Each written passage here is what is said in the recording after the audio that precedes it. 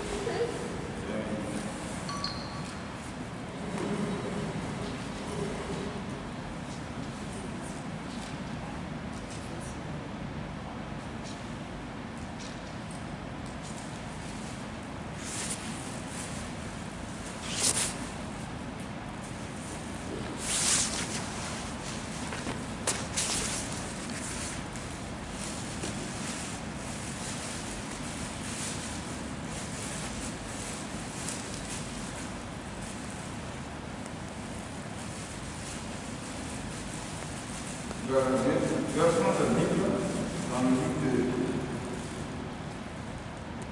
Jérémie chapitre 18, verset 1 à 6.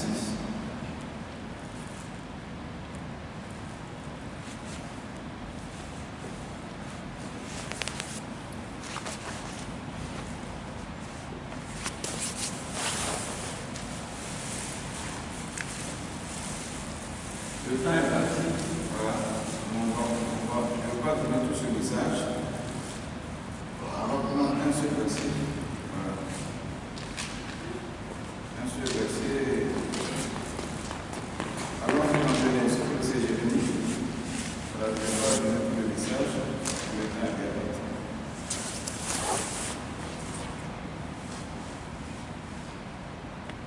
On va lire dans le livre de Genèse, chapitre 2, verset 7 à 8. On va lire ce seul verset. Et puis le dimanche prochain, on va finir ce message. Genèse 2, verset 7 à 8. Il faut commencer par ça. Hein? Oui. Tu te lèves et tu te mets là. Comment ça s'appelle là?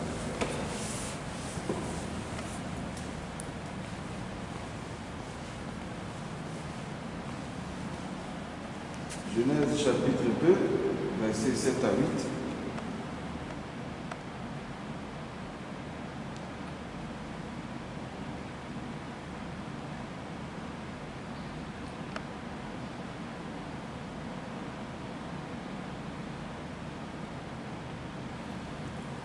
Dieu dit, l'Éternel Dieu façonna. Mais si tu veux, il forma l'homme avec la poussière de la tête. Il insuffla, ou bien souffla, un souffle de vie dans ses narines et l'homme devint un être. Verset 8. L'Éternel Dieu planta un jardin en Éden du côté de l'est et il mit l'homme qu'il avait façonné, mais qu'il avait créé, mais qu'il avait formé. Amen. Voilà. Notre thème c'est Dieu a formé Adam avant de le mettre dans le jardin d'Éden. Dieu a formé Adam avant de le mettre dans le jardin d'Éden. Former, c'est rendre mature. Ce qui est formé est mûr. Et ce qui est mûr est mangeable. Ce qui est formé est préparé. Et quand c'est préparé, c'est consommable. Ce qui est formé est prêt à être utile. Ça veut dire que sans la formation, rien ne peut être utilisé. Une chose qui n'est pas préparée n'est pas consommable. Une chose qui n'est pas préparée n'est pas non plus mûre. Même les fruits non mûrs que les entreprises agricoles cueillent, ils les mettent dans un entrepôt avec des produits. Et puis, ils versent des produits dessus. Ils avec une forte chaleur pour que ça mûrisse. Donc on pousse même le fruit non mûr vert, là, on le pousse, on le force à la maturité, à être mûr pour que ça soit consommable. Donc, former, c'est important. Être formé, c'est important. La formation, elle est primordiale. Sans être formé, Adam ne peut pas être mis dans le jardin. Donc Dieu, après avoir fini de créer Adam, il faut qu'il le forme. Amen. Voilà. Il a créé dans la création, en même temps, il a formé, et puis il a mis Adam dans le jardin. Si Adam n'était pas formé, il ne pouvait pas être mis dans le jardin. Dans la formation de Adam, Dieu a mis en lui la sagesse, l'intelligence, la connaissance, voilà, toute la science. C'est pourquoi il a pu donner le nom aux animaux. Donc sans la formation, on ne peut rien faire. Donc ici, dans ce verset, l'Éternel Dieu planta un jardin d'Éden du côté de l'Est et il mit l'homme qu'il avait façonné. Voilà, qu'il avait façonné. Donc aujourd'hui, nous sommes en 2022. Et comme je disais, que le thème de 2022, c'est la créativité de l'homme. Dieu créa l'homme et il le mit dans le jardin pour que Adam travaille le jardin, pour qu'il cultive le jardin, pour qu'il exerce dans le jardin, pour qu'il amène le jardin vers à la maturité, à un bon résultat, à atteindre des fruits. Donc Dieu avait un but à atteindre avec Adam. Et c'est ça, 2022, caractérisé par ce chiffre 6. Donc, Adam travaillant, cela révèle pour nous aujourd'hui, dans cette année, une année des travailleurs. Et notre travail par rapport à l'Église, c'est de gagner des âmes. Amen. C'est de faire des évangélisations. Il y a différents types d'évangélisation. Il y a l'évangélisation en masse, par des grandes croisades. Il y a l'évangélisation en salle, comme ici. Il y a l'évangélisation de porte à porte, par rapport aux connaissances, aux relations qu'on a, aux amitiés qu'on a. Et aujourd'hui, il y a l'évangélisation sur Internet, par rapport à WhatsApp, Facebook, et Twitter, et puis quoi encore, tout ce que vous connaissez comme réseaux sociaux, on peut évangéliser là-bas.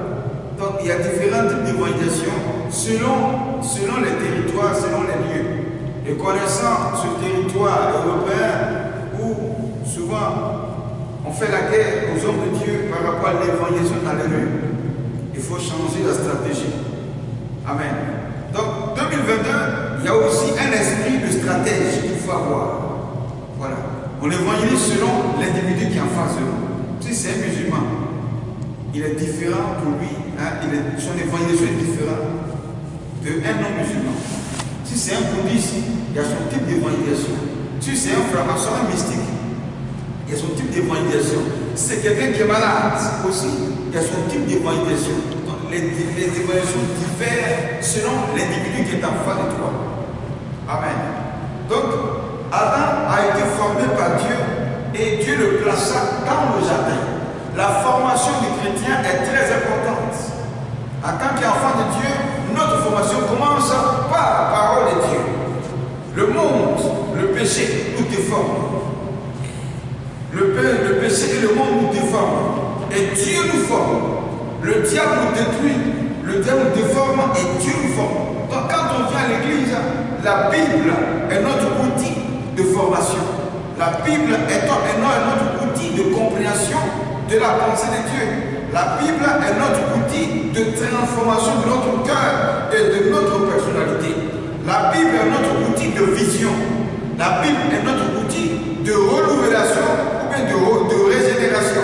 Donc celui qui n'a pas sa source dans la parole de Dieu pour se laisser former, il sera toujours déformé à l'église. L'église est un centre de formation. C'est un centre de connaissance. Voilà. C'est où on apprend à connaître Dieu, c'est à l'église. C'est à l'église qu'on apprend à prier. C'est à l'église qu'on apprend à jeûner. C'est à l'église qu'on apprend à découvrir Dieu. C'est à l'église qu'on apprend à être un véritable chrétien. Parce que c'est à l'église que tous les paramètres de la vie spirituelle te sera enseigné et révélé. Mais on ne reste pas à la maison simplement comme vous êtes aujourd'hui. Ils sont déçus par le diable. Parce que comme je dis, Satan est très rusé. Et sa ruse, c'est une stratégie mais démoniaque, satanique, mal. Décevant plusieurs aujourd'hui, ils préfèrent rester à la maison. Et puis disent, je prie à la maison. Parce qu'un tel homme de Dieu m'a escroqué. Je prie à la maison. Parce qu'un tel frère ou tel soeur à l'église, son comportement m'a déçu. Je prie à la maison parce que je suis découragé. Mais si tu restes à la maison parce que tu es découragé, tu auras obéi au diable. Et Satan t'aurait eu. Et plus tu restes à la maison, plus tu deviens ignorant, plus tu manques de connaissances. Donc plus tu restes à la maison, plus tu seras déformé. Donc rester à la maison, c'est te couper de Dieu. Parce que rester à la maison pour prier seulement en tant qu'un individu ne peut pas te révéler toute la pensée de Dieu. Pourquoi? Parce que la Bible qui est là, ce n'est pas un journal d'information des hommes, mais c'est un journal d'information spirituelle de Dieu. Amen. Donc il n'y a que celui qui est proche de Dieu qui peut connaître la pensée de Dieu et te révéler les choses que toi tu ne connais pas, mais dont tu as besoin pour être formé. Donc l'homme aujourd'hui est sur la terre. Si l'homme n'est pas formé par l'Esprit de Dieu, par la parole de Dieu, il sera toujours dans une phase de déformation. Voilà comment certains ont des pensées notoires, des pensées remplies d'ignorance sur la personne de Jésus et sur la personne de Dieu. Et chacun au dehors, ils ont des raisonnements sur Dieu. Où certains disent que Dieu est où? Dieu ne fait pas de mal, Dieu ne juge personne, Dieu ne condamne pas. Mais si Dieu ne condamne pas, alors pourquoi ce même Dieu crée l'enfer? Ça aussi c'est une ignorance. Et c'est quoi? Une déformation de l'esprit de l'homme, de la pensée de l'homme sur Dieu. Les gens pensent qu'ils peuvent rester au dehors, hors de l'église, hors de la vie chrétienne, vivre comme ils veulent, et puis au jour où il est mort, ils meurent parce qu'ils ont fait du bien à beaucoup de personnes, donc à cause du bienfait à un orphelin, à cause du bienfait à une veuve, parce que tu as construit des immeubles et des enfants de la rue sont dedans, donc pour ça tu meurs, tu iras au ciel. Ça, c'est une déformation de l'esprit de l'homme. Dieu n'a pas une forme contraire avec l'argent, et puis on va avec elle. Non, Dieu n'est pas comme ça. Ce n'est pas le matériel qui donne le salut, c'est Jésus qui donne le salut. Le matériel n'est qu'une offrande, ce n'est qu'un don. Amen. Donc ça aussi, c'est une déformation de l'esprit de plusieurs qui sont au dehors. Maintenant, toi, tu es chrétien qui est à l'église, il faut que tu aies la connaissance de Dieu. Amen. Donc sans cette connaissance, il serait difficile d'être un chrétien apte pour l'œuvre de Dieu. Si tu n'es pas formé par l'Esprit de Dieu, par la parole de Dieu, il te sera difficile même de gagner une âme. Parce que quand tu vas aller évangéliser, il faut que tu connaisses la parole de Dieu. Parce que celui qui est en face de toi, il a beaucoup de questions sur Dieu à te poser. Celui qui est en face de toi, il a beaucoup de raisonnements en lui pour lesquels il va te poser des questions. Et il faut que tu sois en mesure de le répondre exactement comme il demande. Mais si tu n'arrives pas à répondre selon ces questions, c'est que tu n'arriveras pas à le gagner. Et si lui découvre qu'en toi, il y a aussi un tas d'ignorance en toi, il va se dire, mais si toi-même qui es à l'église, tu n'es pas capable de nous ouvrir les yeux, de nous montrer le vrai chemin, de l'expliquer les choses qu'il ne sait pas, lui qui est déformé, pendant qu'une fois que tu es venu le former, comprendre que si tu échoues, à cause de ce que tu as échoué, parce que toi-même tu n'es pas formé, il ne pourra pas te suivre. Pour dire quoi? C'est celui qui est mûr, c'est celui qui est formé, qui peut aider l'autre à se former. C'est celui qui est fort, qui peut aider le plus faible à devenir fort. C'est celui qui est éclairé, qui peut aider celui qui a l'esprit obscurci à rentrer aussi dans la lumière de l'esprit. Donc il est important que le chrétien que tu es, tu sois formé. Si tu n'es pas formé à l'église, il serait difficile que tu ailles dans le jardin de Dieu qui caractérise le monde pour gagner une âme, pour travailler pour le Seigneur. Et c'est ça 2022. Amen. Personne ne fait un travail sans formation. Tous ceux qui travaillent dans l'entreprise ont commencé d'abord formation. Amen. Voilà. Ils ont fait des étapes de formation. Ils ont suivi des formations de 3 mois, de 6 mois. Il y en a qui vont demain. Les docteurs à l'hôpital, ils suivent des formations à la médecine, à l'université. Ils font ça pendant 8 ans. 8 ans de formation médecine avant de sortir docteur. 8 ans. Donc s'il n'a pas fait ça, jamais il sera docteur. S'il n'a pas fait ça, il n'aura pas son diplôme. Il n'aura pas sa licence en tant que docteur, il n'aura pas ça. Donc le chrétien que tu es, tu as besoin de fonder ta vie par la parole de Dieu avant d'aller évangéliser. Voici la raison pour laquelle l'Église a du mal à avancer. Parce que la plupart de ceux qui viennent à l'Église ne veulent pas se laisser former, ne veulent pas faire des recherches pour se former, ne veulent pas voir le vie spirituelle avancer. Oui, il faut cultiver ta vie spirituelle, il faut la travailler. Amen.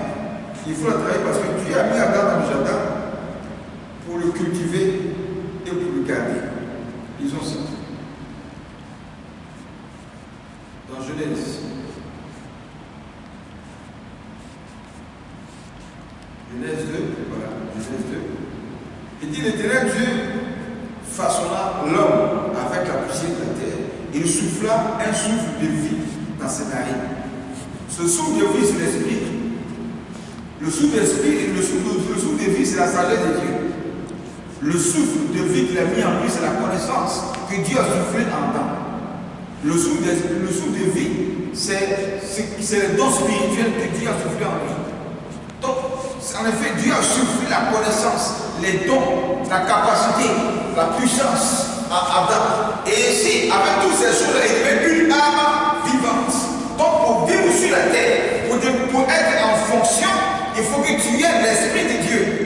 Il faut que tu aies la sagesse de Dieu dans toi.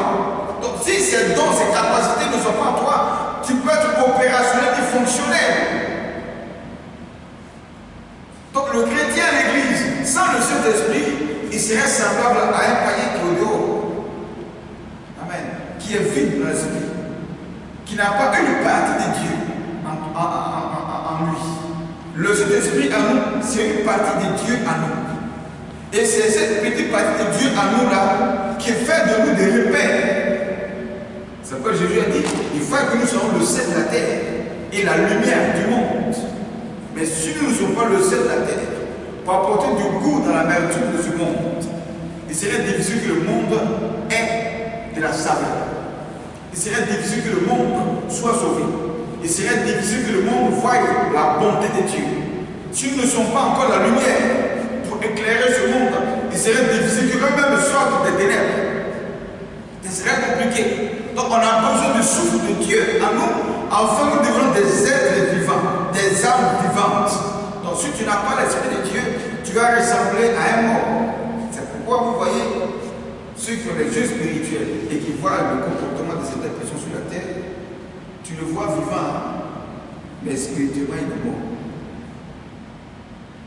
C'est pourquoi tu peux constater quelqu'un qui tu es ce matin, et puis le soir on t'annonce qu'il est décédé. Mais pourtant, le matin vous étiez ensemble. Et il était bien portant. Qu'est-ce qui s'est passé? Il dit il va se reposer. Se reposer, là, il est mort dedans. C'est bizarre. On accuse des sorciers. Mais ce n'est pas le sorcier qu'on doit accuser. Est-ce que lui-même, il avait le souffle de l'Esprit de Dieu en lui pour qu'il soit une âme vivante sur terre? Non. Donc si tu n'as pas l'Esprit de Dieu en toi, tu ressembles à un cadavre ambulant qui passe. Et il y a vu des cadavres ambulants dans l'église. Il y a l'église, mais spirituellement, il est mort. C'est ce qu'on appelle la mort spirituelle. Un chrétien qui est mort spirituellement, il ressemble à un païen qui est aussi mort, mais qui passe dans la rue.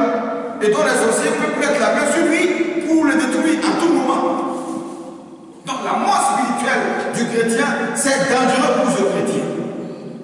Il faut que tu aies le vent de l'esprit en toi. L'esprit en toi pour que tu deviennes une âme vivante.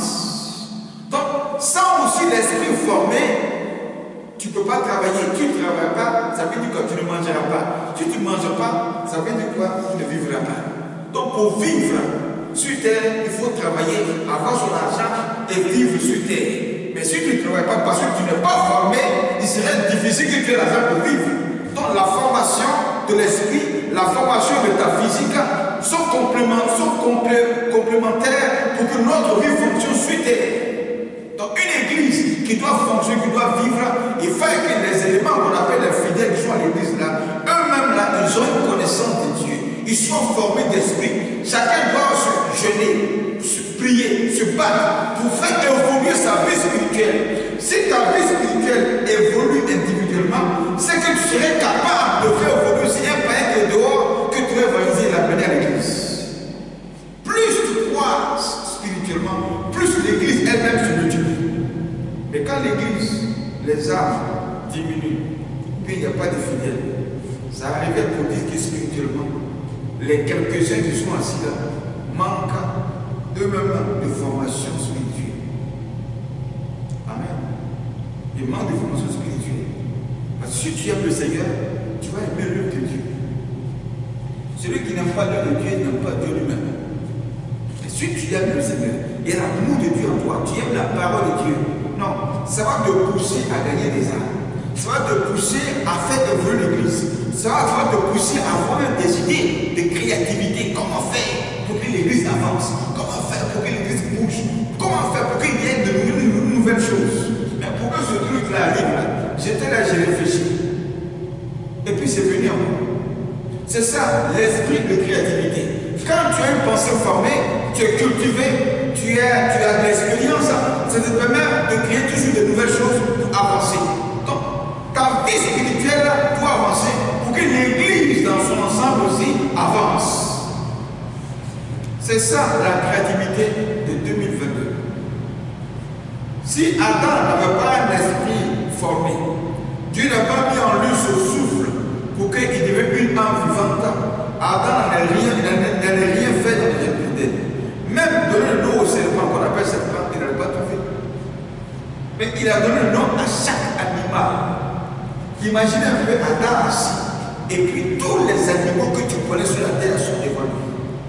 Et à chaque animal doit réfléchir pour donner un nom.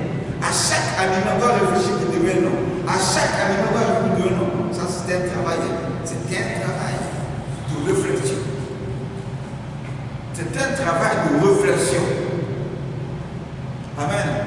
C'est un travail de pensée, de créativité. Et trouver juste que cet animal va s'appeler chat. Et chat, ça doit aller avec lui par rapport à son comportement. Ça s'appelle une souris. La souris, là, ça doit aller avec cet animal. Ça, il faut réfléchir pour trouver ça. Et il n'y a pas eu d'erreur.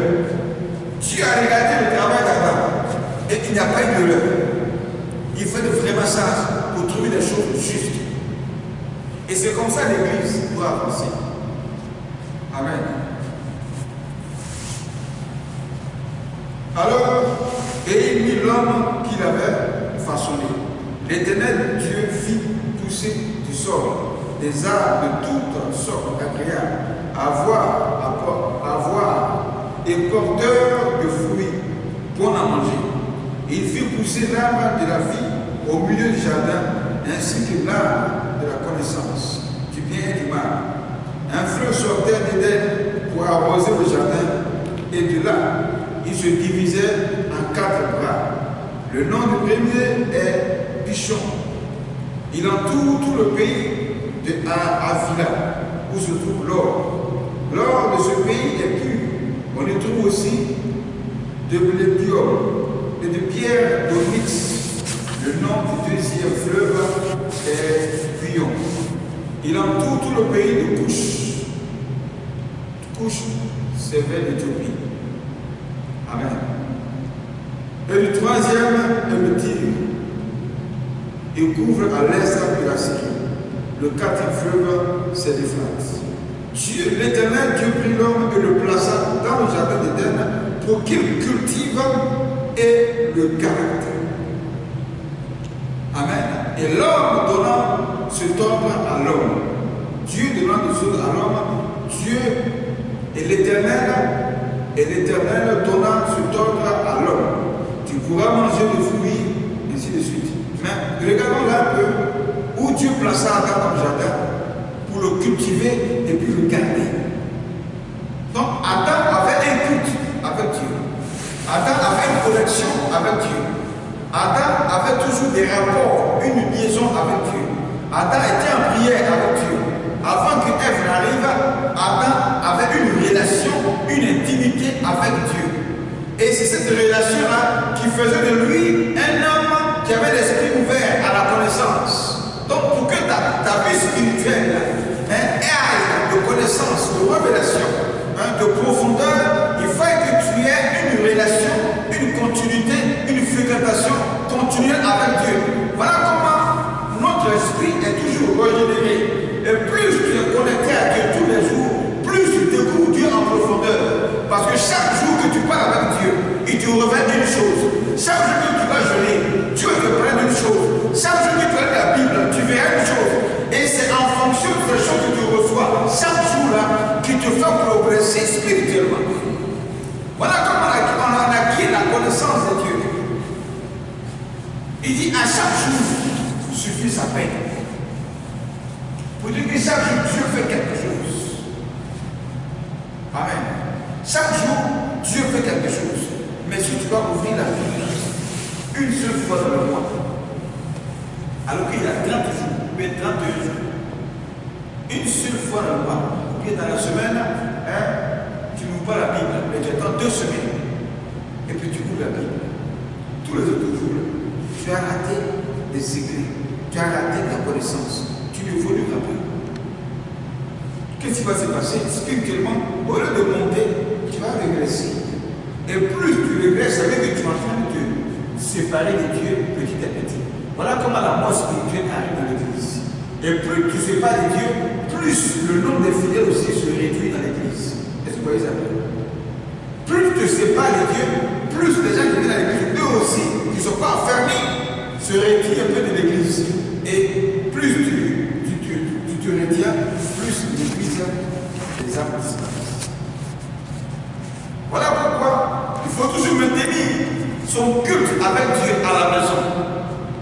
Chacun de nous doit avoir un culte personnel avec Dieu dans sa chambre.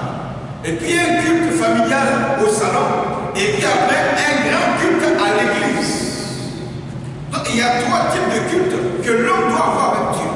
Culte personnel, culte familial et puis culte de la grande assemblée. Voilà pour le Seigneur que toi-même tu es l'église du corps de Christ. Le temple du Saint-Esprit. Ton corps est le temple de Dieu. Ton corps est l'église. L'église, ce n'est pas les 4 tribus, mais c'est toi, l'église. Donc tu as un culte avec Dieu. Donc Adam avait un culte avec Dieu et après il partait cultiver la terre. Donc ça veut dire quoi? Adam partait prendre des informations, il partait se former avec Dieu et puis après il venait travailler. Par pourquoi? Parce qu'il a reçu l'information de Dieu. Il a reçu le directive de Dieu. Donc pour que ta vie aussi en 2022 puisse fonctionner par rapport à tes activités, il faut que Dieu te parle. Il faut que tu aies des directives de Dieu pour venir exécuter ce que Dieu t'aurait dit. Sans ces révélations, sans ces renseignements, sans être formé, tu ne peux pas être opérationnel ni fonctionnel. Adam avait un culte avec Dieu et il venait cultiver la terre. Amen. C'est très important. Parce que ce que Adam a fait ici, Ève n'était pas là. Voilà, Ève n'était pas ici. Elle est arrivée à partir du verset 18 de Genèse chapitre 2. Adam avait une relation avec Dieu. Donc plus tu as la connaissance, plus tu as la relation avec Dieu, ça veut dire que le diable n'a même pas le temps même de te visiter dans tes pensées. Le diable n'a même pas le temps de te corrompre un peu. Parce qu'il est tout le temps dans la lumière, tout le temps dans la présence de Dieu. Le diable n'a même pas le temps de te séduire un peu. Mais ce qui est arrivé à elle ici, il y avait une déclaration entre elle et Adam. Les deux n'étaient pas collés ensemble sur le serpent arrivé. Ils étaient séparés un peu dans le jardin. Voilà comment le diable est passé par Ève pour la séduire et puis faire tomber les deux. Amen. Donc ça veut dire que dans le mariage, dans le foyer, la femme aussi doit beaucoup écouter ce mari, même si elle est conseillère. Le conseiller doit écouter ce que dit la vision, afin de savoir mieux conseiller. Mais quand il n'y a pas une association parfaite entre le leader et ceux qui sont à côté, il serait difficile que ton conseil soit trouvé juste. Amen. Donc, la séparation des deux là a profité au diable d'entrer au milieu. Est-ce que vous comprenez? Donc, quand tu te sépares un peu plus de Dieu, il serait difficile que vraiment ce jour-là, tu aies la connaissance de ce qui se passe autour, qu'on appelle la tentation.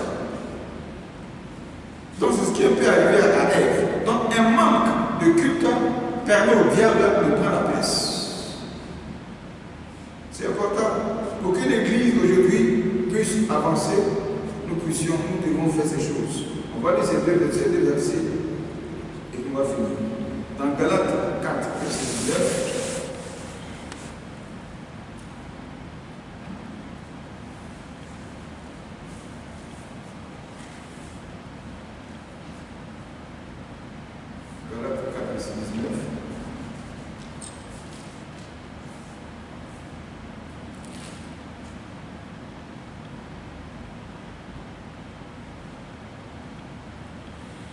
Il dit, mes enfants, j'éprouve de nouveau les douleurs de l'accouchement pour vous, jusqu'à ce que Christ soit formé en vous. J'éprouve à nouveau de la douleur, dit l'apôtre Paul. Il parle aux chrétiens de Galates. Il éprouve de la douleur. Pour dire quoi? L'épreuve aussi nous sert de formation. Dieu éprouve le chrétien surtout à partir de l'épreuve. C'est dans l'épreuve là que tu vas voir la puissance de Dieu se manifester. C'est dans l'épreuve là que tu vas voir l'amour de Dieu profond se manifester pour toi.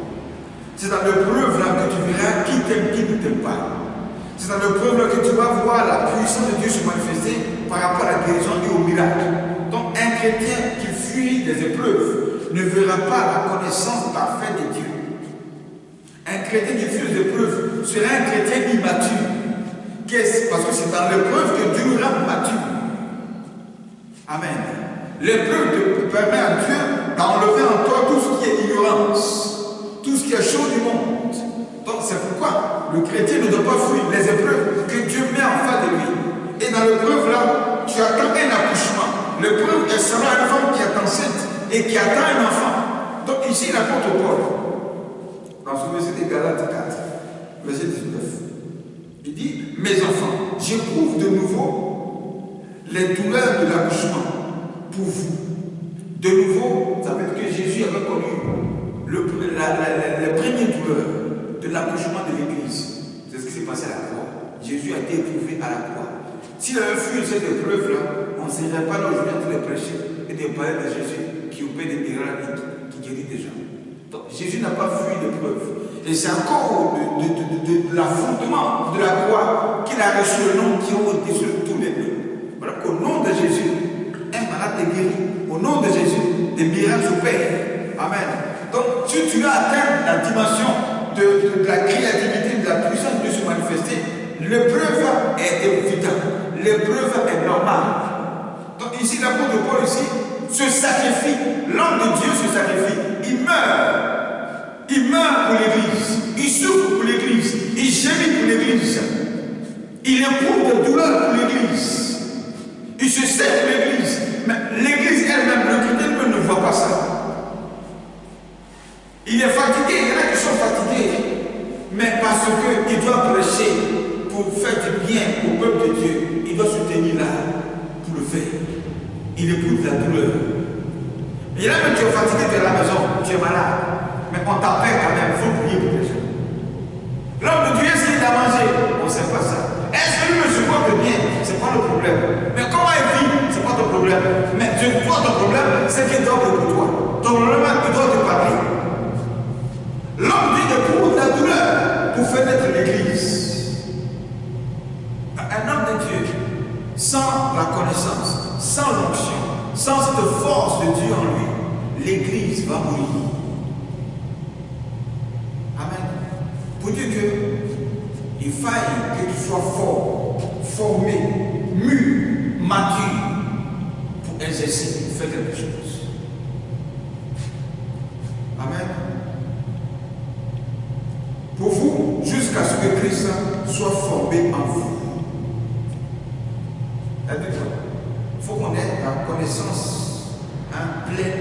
Jésus en nous.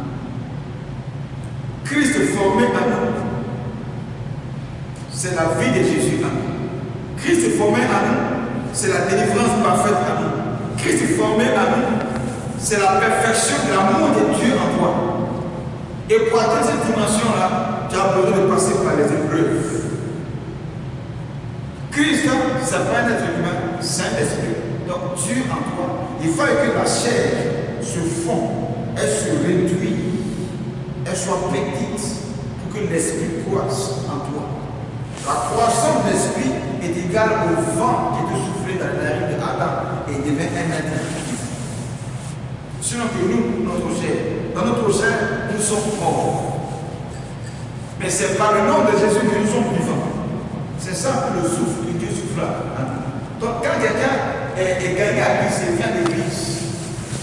Il est mort spirituellement. Mais maintenant, être gagné à Christ, c'est que Dieu a soufflé le vent de son esprit en lui et il devient une âme vivante. Voilà pourquoi maintenant tu vis et tu es l'église. Et que maintenant, parce que Christ est en toi formé, mature, et que tu es mûr d'esprit, et que tu vois les choses spirituelles, c'est pourquoi un sorcier ne peut pas t'abattre.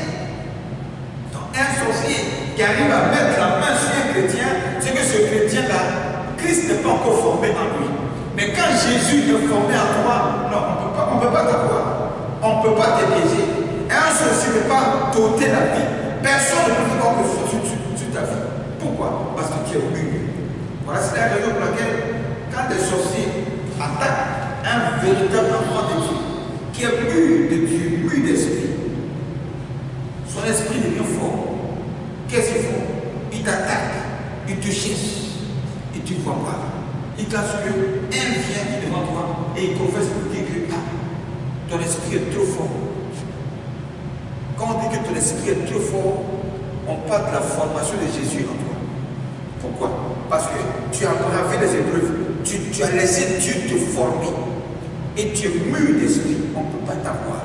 Mais un chrétien qui n'est pas mûr d'esprit, où Jésus n'est pas formé en lui, il a un esprit faible, c'est-à-dire qu'on peut le manipuler, on peut le tromper. Voilà comment le diable a réussi à séduire Ève. Est-ce que Dieu a dit, réellement dit?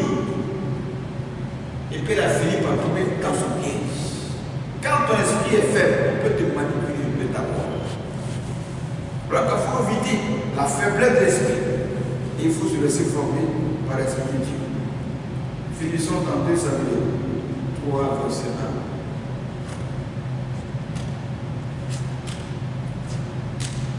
2 Samuel 3, verset 1.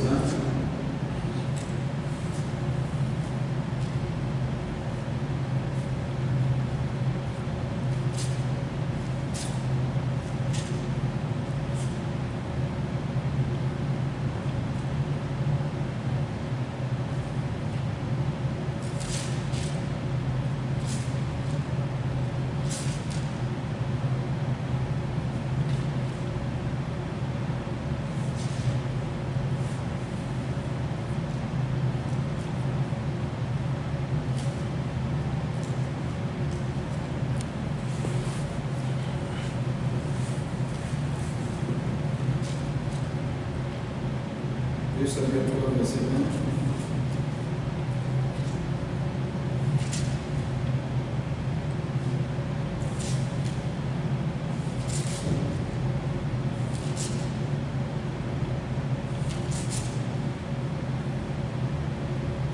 Il dit, la guerre durera longtemps entre la famille de Saül et celle de David. David devenait de plus en plus fort, tandis que la famille de Saül s'affaiblissait de plus en plus. Amen. Qu'est-ce qui a permis que David ait le dessus sur Saül? C'est la formation de David. Il a été formé par Dieu dans le désert, en tuant des lions, en tuant des ours qui venaient attaquer les tribus de son père. C'est à cause de cette formation qu'il a pu tuer Goliath. Donc il a l'expérience de la guerre. Il a tué des lions. Ça a mis en lui une expérience d'un guerrier, d'une force. La connaissance, comment faire pour tuer un lion, c'est qu'il aura la connaissance de tuer Goliath. un géant, gaillard, enfant. Lui n'est qu'un petit enfant de 17 ans. Il est expérimenté dans la guerre. Donc il sait que s'il s'approche de Goliath, Goliath peut mettre la main sur lui. Donc il faut tuer Goliath à distance et non pas s'approcher de lui. Donc, avec la lance et la pierre, il le tape à distance. Et puis il tombe, il perd. Maintenant quand il tombe, il s'approche de lui, il prend sur le pied et il coupe sa tête. Ça c'est la stratégie. Mais pour arriver à ce stade de combat à distance, et puis après quand il tombe, il m'approche, et puis il te tue. Il faut avoir la connaissance, il faut le former. Donc David avait cette formation en lui. Voilà pourquoi Saül a échoué. Amen. Voilà pourquoi Saül a échoué. On n'a jamais dit que Saül, avant, il tuait des lions et des ours. On n'a pas dit ça. Saül n'a jamais tué les géants comme Goliath. Il n'a jamais fait ça. Mais David a fait tout ça. Donc c'est normal qu'il te batte dans la guerre. Amen. Il a fini par gagner. Donc, le combat spirituel, l'évolution de notre vie, la victoire qu'on peut avoir sur le diable dépend de ta formation de Dieu en toi. Ça dépend de la formation de l'esprit de Dieu en toi. Amen. Mais l'église ne peut pas se bâtir avec l'homme de Dieu seul. Jésus seul ne pouvait pas venir mettre en place les bases de l'église. Il lui fallait 12 personnes autour de lui. Et ces 12-là, il les a vus. Ils ont accepté de venir à ses côtés. Ils ont passé 3 ans à ses côtés, il les a formés. Jusqu'à ce qu'un jour, il les a envoyés en mission d'aller prier pour les gens 2 années. Ils sont venus, ils se sont rendus compte que même les démons les obéissent. Ils étaient heureux. Ils disent ne soyez pas seulement heureux, mais soyez aussi heureux que vos noms sont écrits dans le royaume des cieux. Amen. Mais avant de faire ça, ils ont été formés. Il y a une partie encore où ils sont allés prier pour un enfant épileptique, ils ont joué. Et le monsieur prend son fils, quand il voit Jésus, il dit voilà, tes disciples sont venus prier pour mon enfant. Ils n'ont pas réussi à chasser le démon. Jésus les a insultés en disant race de vipère, comme le temps encore vers auprès de vous. Il dit c'est un tel démon qu'on le chasse par le jeûne et la prière. C'est un enseignement qu'il a donné. Amen. Donc pour ne pas échouer dans tes activités, pour ne pas échouer en 2022 par rapport à l'esprit d'activité de travail, il fallait que nous soyons formés spirituellement et formés à l'état naturel. Voilà comment on va arriver à bâtir l'église. Donc 2022, nous devons travailler. C'est tout. Travaille d'abord sur toi-même d'abord. Ta vie spirituelle, il faut le voir ça. Il faut travailler sur toi. Et il faut la connaissance. Lis la Bible. Oui. Quand tu as cette connaissance, tu vas l'utiliser. À chacun de nous, il y a un don. Comme je disais, Adam, un souffle a été soufflé en lui. Dans ce souffle-là, c'est un gros bagage. Il y a le don spirituel.